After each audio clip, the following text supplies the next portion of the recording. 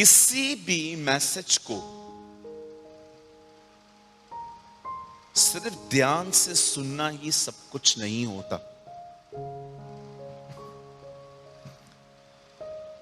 बहुत साल तक I was a good listener.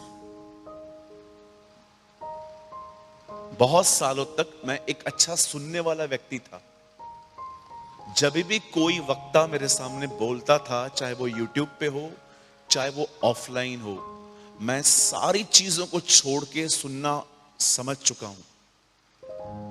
Even अगर मुझे कुछ काम भी होता था तो मैं अपने सारे काम निपटा के, मुझे पता था मुझे कैसे बैठ जाना है, बिकॉज मुझे सुनना है।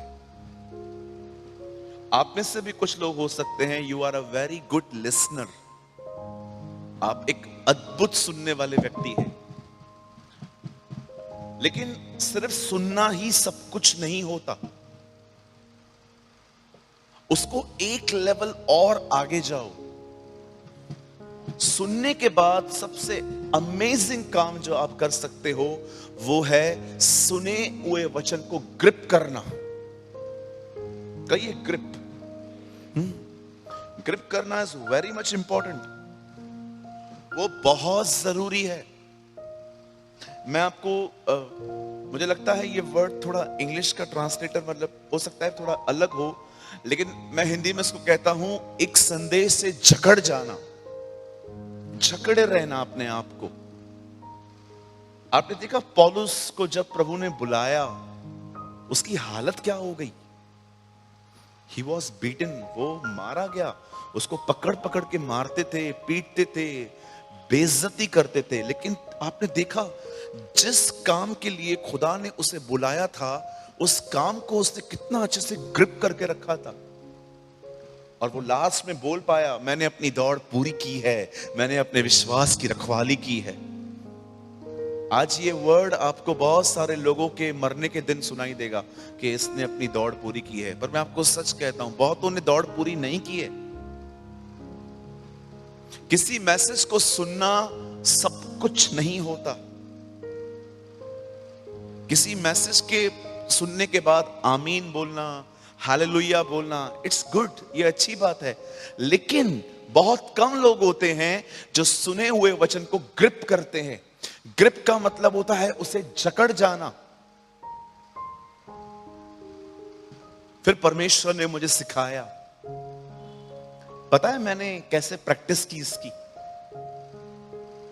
आप थोड़ा सा हैरान हो सकते हैं।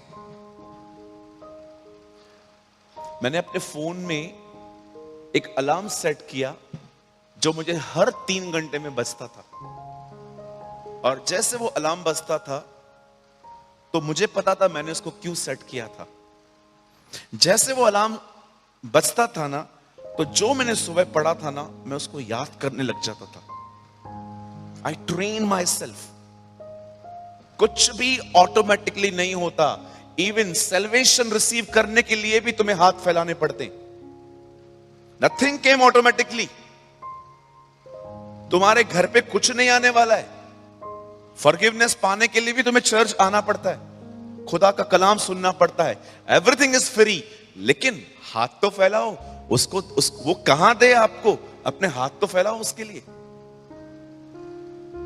कुछ लोग है ना एक्सट्रीम ग्रेस में चलते हैं।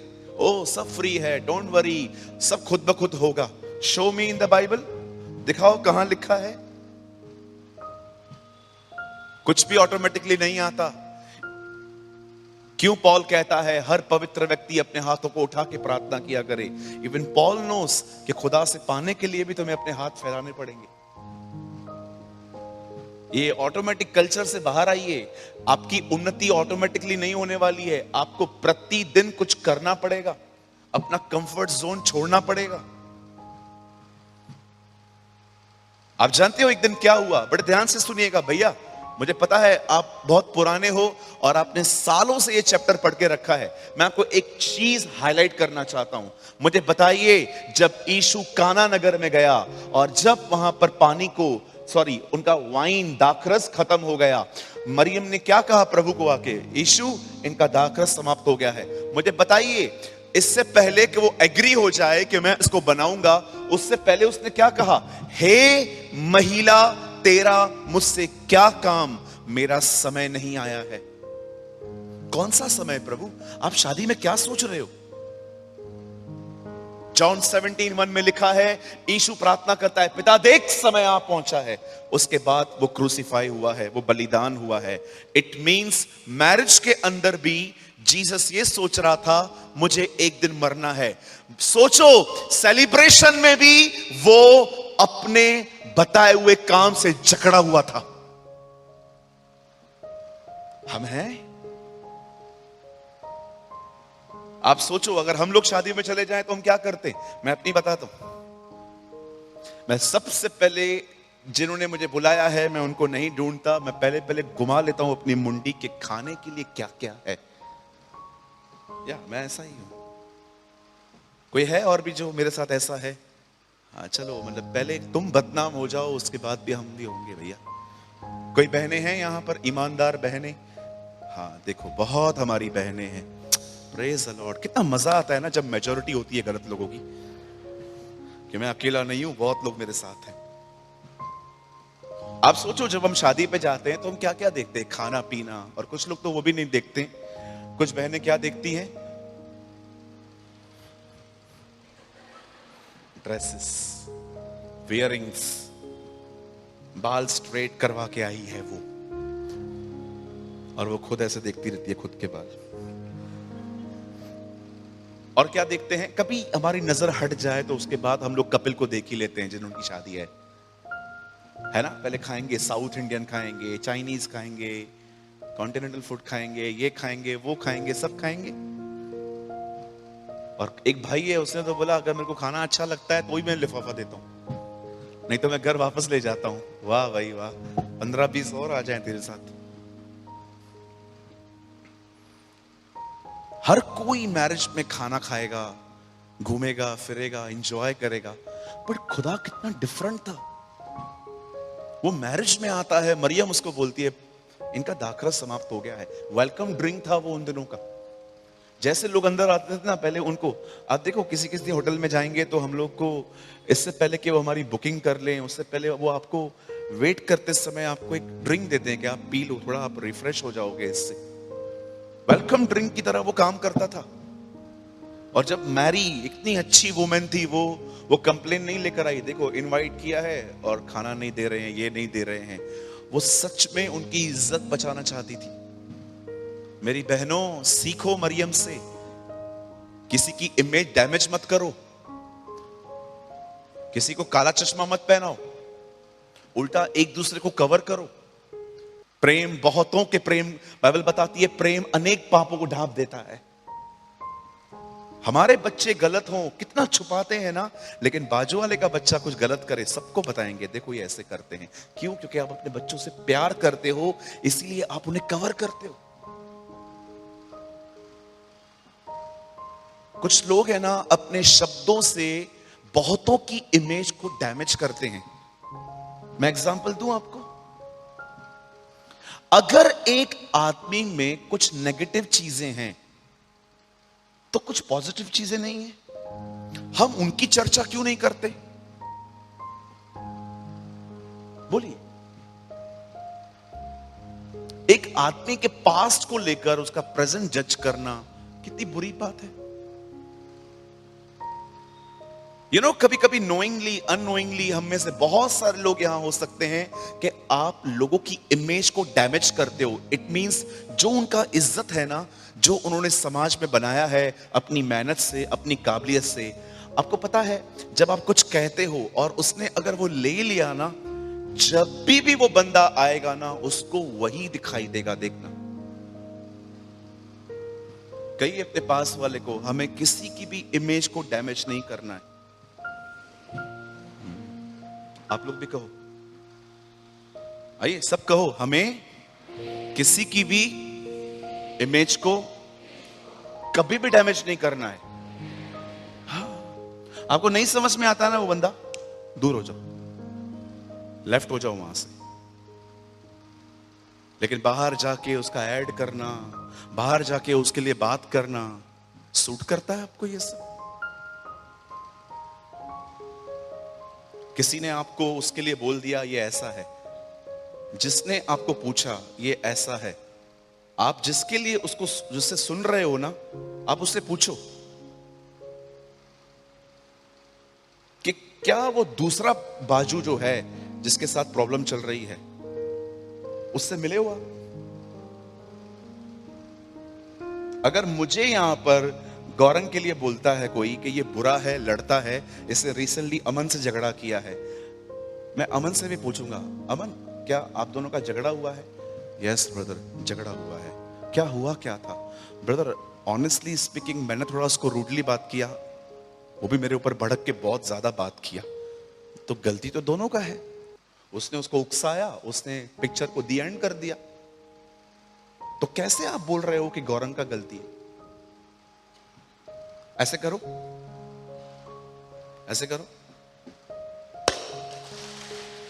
आवाज आई? आवाज कभी भी एक हाथ से नहीं आती है। अभी ऐसे करो। अभी आवाज क्यों नहीं आ रही है? ये कहावत नहीं है, ये सच्चाई है। ताली कभी एक हाथ से नहीं बजती। कोई भी आपको किसी की भी बुराई करता है ना, ये ऐसा है, ये वैसा है, ये वैसा है, सबसे पहले ये जानो कि इनका पर्सनली कुछ आपस में प्रॉब्लम है कि सच में इशू है। मुझे कोई भी कंप्लेन करता है ना, मैं समझ जाता हूं एक्चुअली ये इसको पसंद नहीं है। मेरे सामने तो किसी का भी इमेज डैमेज करने की कोशिश मत करना। आई वॉर्न यू, मतलब मैं सालों तक तुमसे दूर हो जाऊंगा, तुम्हें पता भी नहीं चलेगा कि पास्टर बात क्यों नहीं करता है। क्यों? क्योंकि तुम नोहा की संतान की तरह हो कि नंगे जो लोग सोए हैं ना उनके कपड़े उतार रहे हो। कई अपने बाजू वाले को, हाँ आप बिलीव करो, मैं खुद अपने चर्च में भी कुछ लोगों से बहुत दूर रहता हूं, क्योंकि मैं जानता हूं they are full of politics, full of politics. क्या लगता है आपको ये इतना बड़ा जो ग्रुप है हमारा, ये तो चलो 25% है, अभी और उल्लासनगर में रहते हैं, पुणे में रहते हैं, आपको क्या लगता है मैं सबके करीब रहता हूं? कभी भी नहीं। जब मैं देखता हूं ना ये बंदा ऐसा है, मुझे उससे कोई नफरत नहीं है, ना मुझे उसके लिए कोई हेटरेट है अंदर में, कुछ भी नहीं, मैं डिस्टेंस मेंटेन करता हूं। आपको भी सलाह देता हूं, जो लोग आपको वचन से दूर ले जाते हैं, दुआ से दूर ले जाते हैं, खुदा से दूर लेके जाते हैं और अपनी तरह पॉलिटिकल बनाना चाहते हैं, प्लीज उनसे दूर रहो। हमारे आरकेटी के चर्च में मुझे आज भी याद है, कोई बंदा था जिसने ग्रुप बनाया था, अपनी बातें उनको बताया करता था। 3 महीने मैंने दुआ की, प्रभु ये ग्रुप तोड़ तोड़ तोड़ तोड़, खत्म कर दिया खुदा ने पूरा ग्रुप ही। मैं जब भी चर्च में देखता हूं ना कोई है जो अपनी चर्च बना रहा है अपने अंदर, मैं हाथ पैर मेरे चालू हो जाते, क्योंकि पॉल वॉर्न करता है तुम्हारे ही बीच में ऐसे लोग उठेंगे। You know in these days people are so much caught with Paul's letter. आप इन दिनों में देखो बहुत सारे लोग पौलुस की पत्रियों से झगड़े हुए हैं। ये मैं गलत नहीं कह रहा हूं, क्यों? क्योंकि वो तुम्हारे लिए बहुत आशीष वचन बोलता रहता है, ओ मसीह में तुम ये हो, मसीह में तुम वो हो। Sometimes read the letter of John of Revelation. कभी कभी प्रकाशित वाक्य के सातों जो कलीसियाओं को है ना, वो भी लेटर पढ़ के देखो, देखो हर कलीसिया को प्रभु कैसे वार्न करता है। Some people are only reading Paul's letter, in Christ in Christ in Christ, ओ मैं मसीह में आशीषित हूं, मैं मसीह में नई सृष्टि हूं, मैं ये हूं वो हूं। कभी कभी आपको प्रकाशित वाक्य के सातों कलीसियाओं के बारे में पढ़ना चाहिए जिनको कहा गया है पश्चाताप करो। Hello, hallelujah. भैया हमें बाप की बातें बिल्कुल भी अच्छी नहीं लग रही हैं, थैंक यू लॉर्ड, ये तो होना ही चाहिए। जिसको अच्छी नहीं लग रही है मतलब वो सुन तो रहा है। कई ये जकड़ना बहुत जरूरी है, सुनना ही सब कुछ नहीं है। यीशु ने क्या कहा, हे पिता मेरा समय आ गया। मरियम को कहता है मेरा समय नहीं आया। कौन सा समय प्रभु? मुझे पता है मेरा जन्म क्यों हुआ है, सिर्फ एक वजह से, मरने के लिए। ज्योतिषी लोग पहले दिन पे ही मेरे ऊपर लोबान रख के गए थे, जो मरने के बाद किसी पे डाला जाता है ताकि खुशबू आए। मुझ जीते जी व्यक्ति के ऊपर उन्होंने लोबान साइड में रखा था। यही तो प्रोफेसी थी, मैं आया ही मरने के लिए। वाह, प्रेज द लॉर्ड, हालेलुया।